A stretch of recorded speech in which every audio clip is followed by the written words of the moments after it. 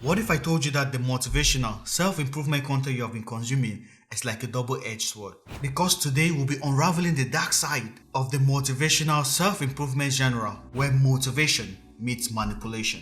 The first one, information overload. Have you ever felt like your brain is on a marathon with information that you have gotten from all over the internet?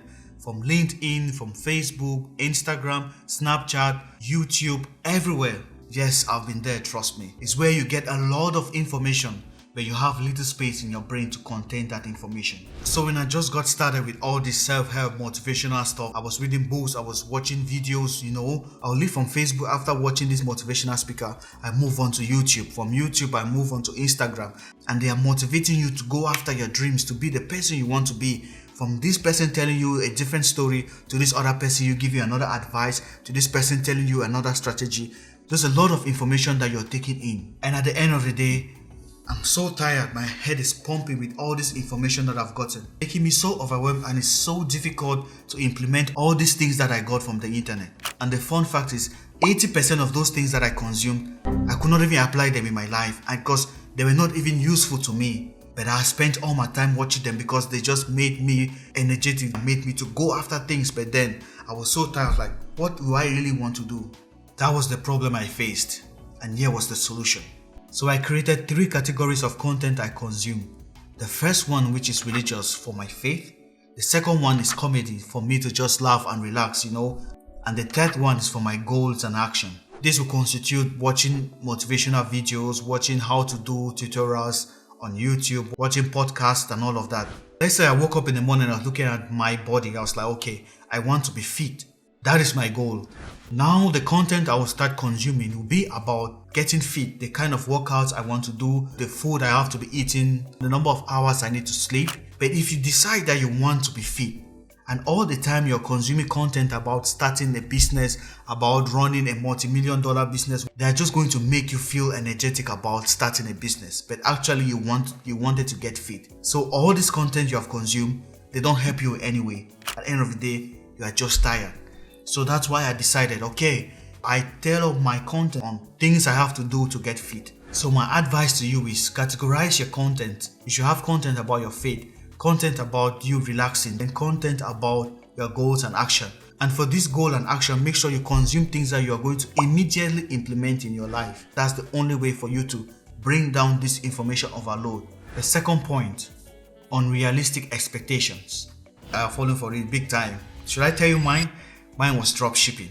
So I came across this guy online and he was talking about, the easiest way for you to get rich. For the drop shipping, you just need to open your website and then you get products from China, you outsource them, and that is it. You start making money overnight. I promise you, in the next 2 months, you'll be making $10,000. $10,000. Ooh. And I fell for that. I took out my credit card and I bought the course. When the course actually started, it wasn't as easy as it made it look. Because they sold me the dream that in 2 months I would just be a millionaire. But it wasn't like that.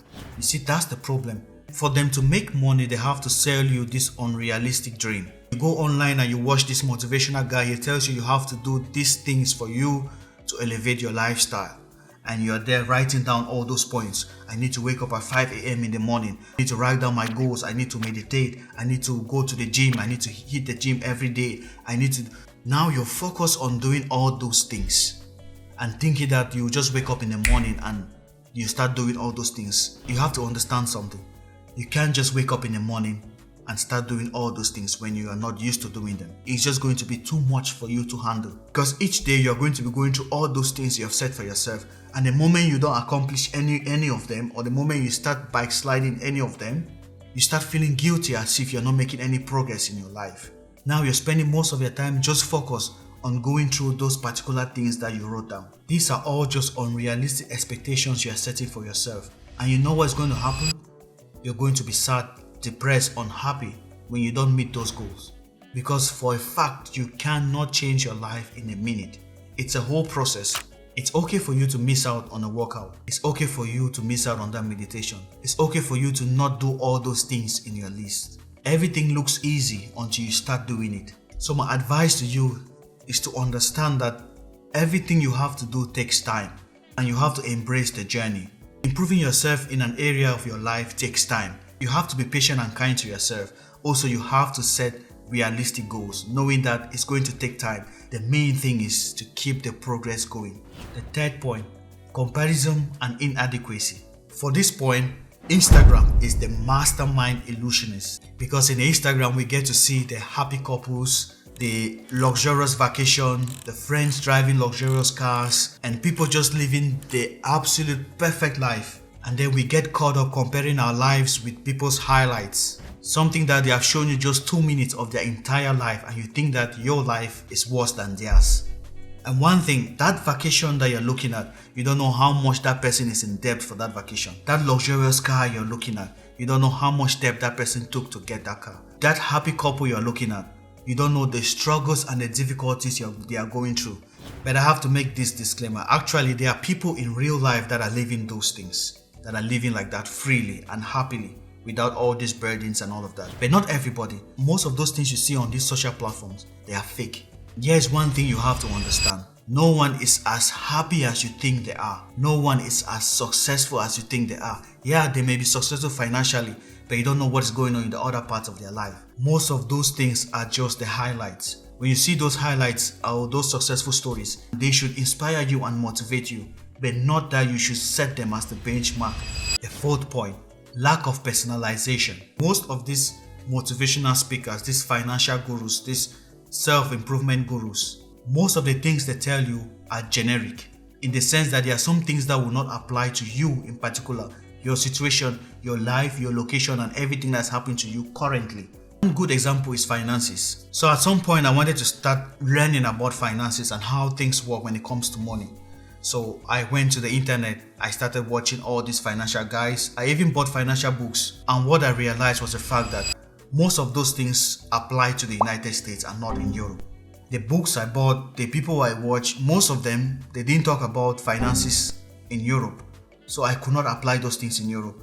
Hence, those things were useless to me. So that's what I mean by personalization, lack of personalization. If you're someone that in Europe and you're consuming content about finances in the United States, it won't work for you because it's not personalized for you and your situation. So my advice to you when it comes to these things is that when you listen to all those content, try to personalize them.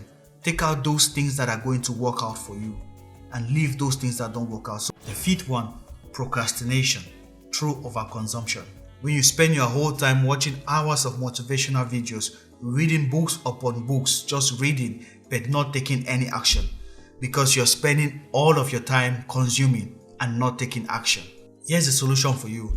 You have to set a limited time that you're going to take to consume all those information, and the next will be for you to set time to implement those things, because if you don't implement those things, they are useless. Applied knowledge is power. You have to learn to take regular breaks to examine the things that you have consumed and look if you're implementing them, because it's of no use if you spend all your time consuming all this content and you're not implementing them in your life. Your life is not going to change in any way. Now we have explored all those 5 points. I hope these 5 points have made you know that you are not alone when it comes to that dark side of the motivational genre. I would also like to know your thoughts about these points I've given. If there's anything that I haven't touched so far, you can write it down in the comment and express yourself. Give me your thoughts about the things that are happening in your life as well.